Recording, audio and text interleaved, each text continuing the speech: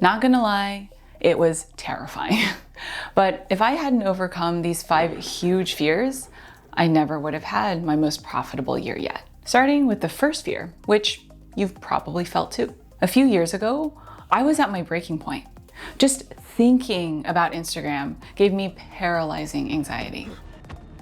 But each time I thought about taking a break, I chickened out. You've probably heard that we are in a rare time of high opportunity where attention is currency. And with 500 million daily users, Instagram commands a lot of attention. So it's not crazy to think that without it, you might be missing out. Plus, I'd already invested years of time and energy into my Instagram presence.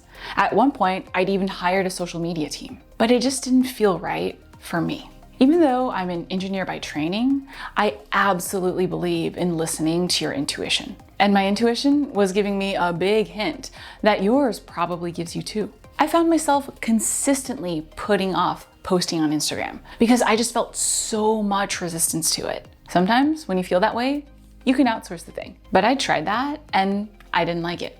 Good content is personal, which is why it's the hardest thing to outsource. Not to mention that I've literally built my business on creating quality content unique to me. When these feelings come up for you and outsourcing isn't the way to go either, ask yourself, is this my intuition telling me to put my focus somewhere else instead of forcing something that isn't right for me? For me, the answer was a heck yes, at least for the time being. I'll share what I did focus on in just a bit, but what happened next surprised me. I stopped posting for 12 months and my income doubled. I'm gonna share the details of what I did instead to do that in this video. Because the flip side of saying no is that it frees you up to say a wholehearted yes to something else. For me, it was something I knew would pay off because I truly believe it's the best way to share thoughtful, high-value content and connect with people. Plus, the work you create doesn't just fade away after a few weeks or months. That's another reason I decided to focus on the one platform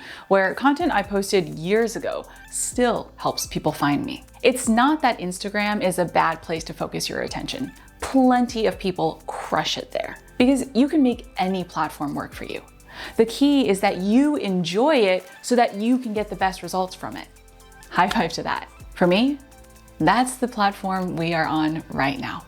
That's why, even though I'd already been posting consistently on it for over 3 years, I decided to go all in last year. This looked like learning from coaches, investing in systems, and bringing on someone to help me manage it all. But building the support structures was a huge commitment in and of itself, because it takes time to build a team to help you create good content that's true to you. It took me about 3 years to find a great designer, editor, and producer, including figuring out our working styles and creating a product that's high quality and on brand. But that's the point.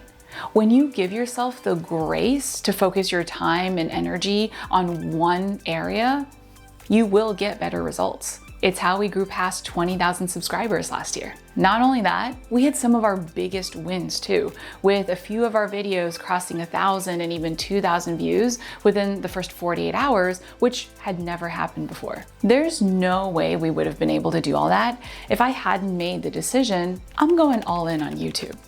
Instagram can wait, but I get it. That fear of missing out can be so scary, and I actually had to spend a lot of time dealing with that fear. The truth is, you are going to miss out on things no matter what choice you make.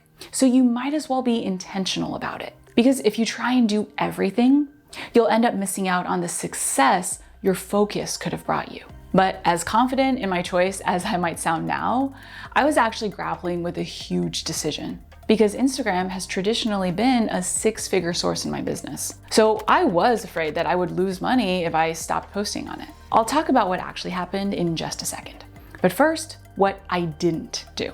I didn't try to coach myself through the fear to feel confident about it. In times like this, cold hard logic is the best way to back up your intuition. That's why I recommend thinking about it in terms of payoff. Because what you're doing is making an intentional investment in the belief that what you're doing will ultimately result in the best payoff for you.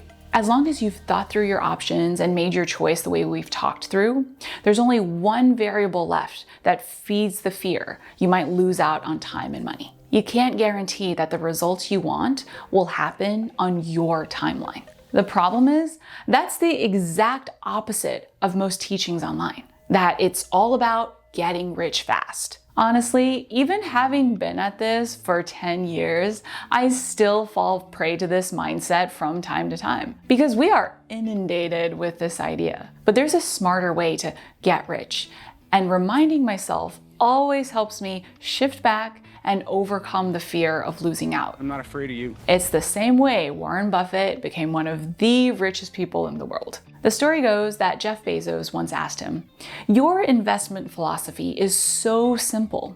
Why don't more people just do what you do?" Buffett's answer is also the reason I didn't lose any sales when I stopped posting on Instagram. He replied, "Because nobody wants to get rich slow."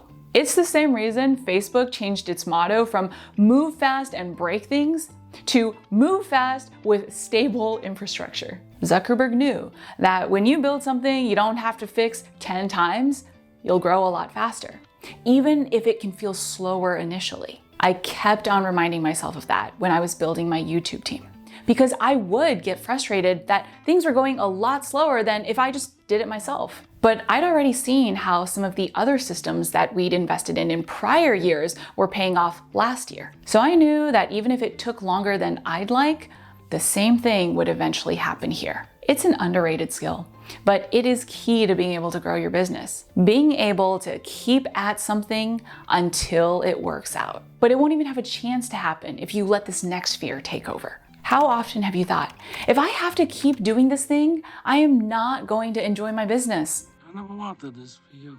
Thankfully, the research tells us exactly what to do instead. In 127 studies with 45,000 people, the research shows us that you're much more likely to persist if you feel passionate about what you're doing. But how do you bring passion to something you do day after day? I recommend borrowing this strategy from the world's best solo percussionist. Not only did she have to overcome the stigma that people wouldn't buy tickets to see a solo percussionist, Evelyn Glennie had to overcome a very unique obstacle. She's deaf. Thankfully, she also had the support of a great teacher, Ron Forbes, who believed in her talent. The problem was, he didn't want to make her practice so much that she ended up hating it. Common wisdom tells us that you've got to put in 10,000 hours of something before you get really good at it. But Forbes went a different way. See this piece by Bach? Do you think you could play it on a snare drum? He turned her practice into a game. When an instrument got boring, she switched. When she needed a break, she got one. Gamification made it easy to continue growing day after day because it was fun to do the work. But it can be hard to see how to apply that to your business. So I'm gonna challenge you on this because I felt the same way about Instagram. My gut was telling me, I don't wanna do this, this is not fun. But I didn't listen. I kept on thinking, maybe I'm not doing this right.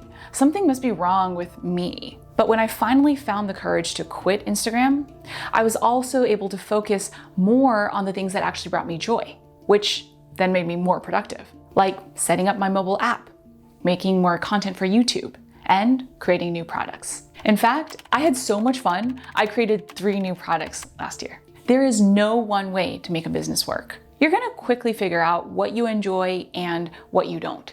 Once you do, there's always a way to build your business your way. But that doesn't mean it won't be scary to follow your intuition, especially when you can't see immediate results from some of the risks you're taking. The problem is that we've been taught, once you get to a certain level of success, you're set. But this actually sets you up to freak out when you run into new obstacles. Last year, I found myself thinking a lot, what if I made a mistake not doing what everyone else is doing? But imagine what would have happened if I did backtrack after a month of quitting Instagram. I would have gone right back on that merry-go-round of feeling anxious and not growing my business. When you get to that place, remind yourself that what got you here won't get you to where you want to be. For example, last year, we focused on scaling our SEO traffic from 6 to 7 figures. Initially, we thought we'd simply be able to do more of what we'd been doing to hit our new goal. But we quickly realized that we needed to completely rethink our strategy for the new level because we hit a wall.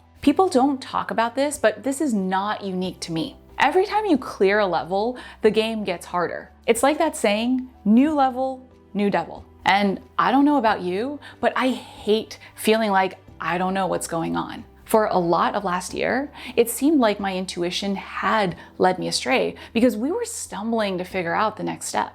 What I wish I could go back and tell myself is, what if that's not a bad thing? We've been trained that discomfort equals something is wrong. But if you look at athletes, they routinely challenge their bodies to do uncomfortable things to improve their endurance and strength. Let's be honest, when you're learning something new, it's going to be uncomfortable, especially because part of that includes failing. Now, as of this video, we've finally figured out how to scale our SEO traffic to 7 figures. But it never would have happened if I hadn't let a bunch of short-term failures teach us what to try next. So the next time you hit a wall, just picture me with cheerleader pom-poms reminding you, it's okay. You are learning and figuring it out. But it's not all sunshine and rainbows either. Now is not the time to make 2 very common mistakes I see at this point. Going crazy with hiring contractors or throwing money at ads like it's the solution to all your problems. Because when you're aiming for that next level,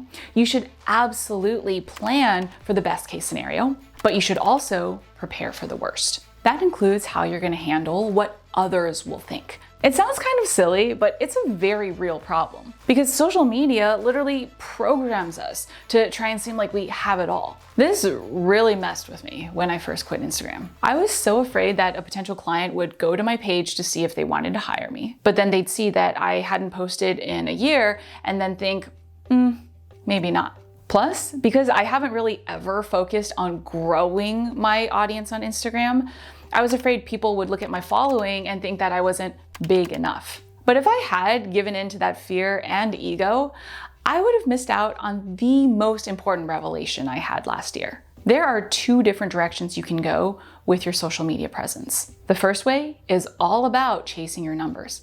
You want to see your followers rise so you can look important and desirable. But there's a huge issue with this approach. It completely ignores what, or should I say who, those numbers represent. But that's not how I want to run my business. The whole reason I started this was to help other people. I don't want other entrepreneurs to go through their challenges alone the way that I had to. If you feel the same way and you want your online presence to actually impact the people you can best help, I recommend the second approach. After I wrestled with the fear of not seeming big enough, I realized I had to stop chasing those clicks. You're not going to get a genuine connection that way. And at the end of the day, that's what's important. And that's why I put so much time and effort into making quality content. But I'm not gonna lie, there is a bit of a leap of faith required here. I had to trust that my people would say, hey, here's someone who's built her business a different way. But that's now why my clients come to me. They're looking for a way to grow their business that doesn't require blowing up on Instagram or being on social media 24/7. The truth is, your ideal clients are more important than your ego. Plus, if you focus on them, your business will prosper anyways. But there are a lot of popular trends right now that can prevent you from reaching your ideal client and cost you a lot of time and money. That's why in this next video, I share what you should focus your attention on this year and what you don't need to worry about. That way, you've got a clear vision and focus for building your dream business.